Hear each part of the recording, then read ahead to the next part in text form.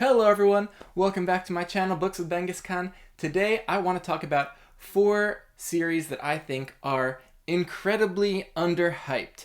Either they haven't found a wide audience yet, or in the current kind of fantasy and science fiction booktube sphere, I rarely see them being mentioned. So I love them, and I would want to see much more conversation happening around them and more people picking them up. So first, I think, is one of the absolute hidden gems of modern epic fantasy, which is the Shadows of the Apps series by Adrian Tchaikovsky. I have all 10 of them up here in their new matching British trade paperback set, and the Broken Binding recently released the first ever hardcover for Book 1, Empire in Black and Gold. Just love this and can't wait to complete this set. So I read this recently, and it has just, most of the books have a few thousand ratings on Goodreads. I rarely see it talked about in the modern fantasy sphere, and I think its readership should be many, many, many times what it is, because I think the Brandon Sanderson Cosmere fandom would really love this series for a lot of reasons, but the prose style, the pacing is very Sanderson-esque. It's extremely creative and high fantasy with lots of magic happening throughout that's important to the events and the characters. There's a kind of mix of hard and soft magic, which you just learn more and more about and expands as the series goes on. And also, the character work is very heartfelt and really made me care about pretty much everyone. But the thing that sets us apart is its kind of geopolitical setting and plotting. It's kind of inspired by World War II, where at the start of the series, the world seems like it's on the precipice of a big kind of world war with one empire, here the Wasps, kind of in the place of Germany, where they're a very martial empire that wants to expand and take over a lot of the independent regions or city-states that are in this world that Tchaikovsky created. And Tchaikovsky made me care so deeply throughout this series about the fates of these places, not just characters, but of whether these cities and these regions would remain independent or who would ally together and team up to defend themselves or fight back. And just brilliantly done on a kind of geopolitical scale, and it offers just 10 really distinct, wonderfully gripping and engaging books to dig your teeth into. There's also a few books of short stories that are in the world. There's related fantasy books that Tchaikovsky's written. So there's a lot to dig into, and I think it should have just a huge fandom compared to what it currently has. So check it out.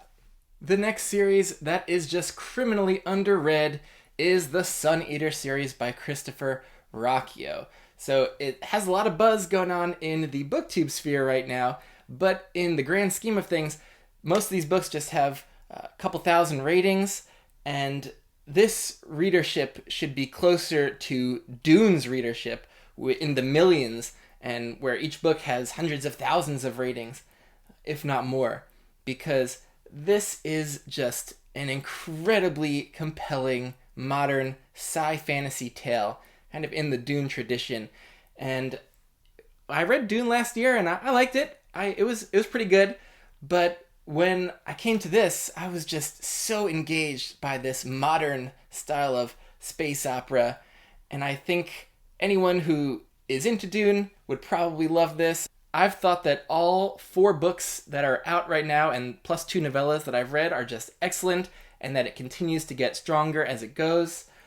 The writing is not the densest style. It's not too difficult to read. I think it reads pretty easily, but the writing feels rich and considered and deep, with lots of deep exploration of themes and personally important ideas to the main character and for me personally. So just so much for me to get invested in here, and it's hard for me to imagine people not really loving this. There's just tremendously high impact and suspenseful events and plotting throughout all these books, and the lore and the mysteries that you get revealed and that are keeping you in suspense are just mind-blowing throughout these books. The main character, that's telling you this tale in first person you come to care a lot about. And then over time, some of the side characters I've come to care a lot about too, but just everything about these, the action scenes, the quieter sequences, I was engaged and compelled. This should be hugely popular and not just a kind of niche series in our corner of YouTube. So please get the word out. This should be just a huge, huge success of a series over time, I hope. The last two series that I want to talk about were series that found a wide audience in the years kind of that they were being released, but I think they've just gotten lost in the fray, and I rarely, if ever, see them talked about anymore on Fantasy Booktube. So I want to try to raise their profile. I think part of the problem is they're kind of genre benders, and they don't have a clear kind of place in the genre, and so I want to build up their hype a little bit. The first is Temeraire by Naomi Novik. So these are more like historical fiction books, except that they have dragons, sentient, very verbal dragons, who are living in basically all parts of the world and are integrated into human culture, or in some places kind of run things with their own culture. And they read definitely more like historical fiction, where it's set during the time of the Napoleonic Wars around the year 1800, where Napoleon's trying to conquer everything in Europe. And just a really compelling story, though, from start to finish. It's 9 books. They're all around 300 to 400 pages in mass market. They're slim. They read fast. I think the writing, though, is really nice. Like, it gives you a feel like it's taking place a couple hundred years ago, but it still feels pretty modern. Prose felt really, really well done. And the story, though, with the main character who finds a dragon egg at the start of the series, it's a great classic fantasy archetype, a kid and their dragon egg, except in this case it's an adult who is in his middle ages finding a dragon egg and basically forming this bond with Temeraire, the main dragon in the series, and his journey with the British Army and traveling beyond into all different parts of the world. And so you get to discover how dragons are integrated into human society in lots of different places over the course of the series. And you get to see how this kind of new fighting force affected wars and how the Napoleonic Wars played out, because the Europeans kind of used the dragons as a mostly like enslaved like air force, and other places definitely interact with dragons differently, but they're very powerful, but most of them aren't fire breathing, so there's only fire breathing dragons are pretty rare, and so there's dragons that spit acid, or a lot of them are just about trying to convey soldiers on their back and board each other and take over other dragons, and or soldiers using them as platforms for shooting or for dropping like small bombs. So they're not overpowered, and they cause a very interesting kind of ripple effect, I think, with military tactics and strategy. The core of the series, though, is its heart. They're just wonderful friendships between dragons, between humans and dragons, between the human characters. There's so many great friendships explored that get you really invested, and not only was the geopolitical plot suspenseful, but often the personal relationships were the most compelling parts of this.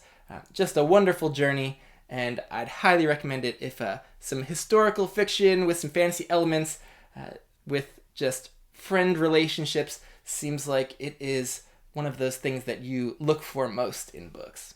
Lastly, I want to hype up the Magicians Trilogy by Lev Grossman.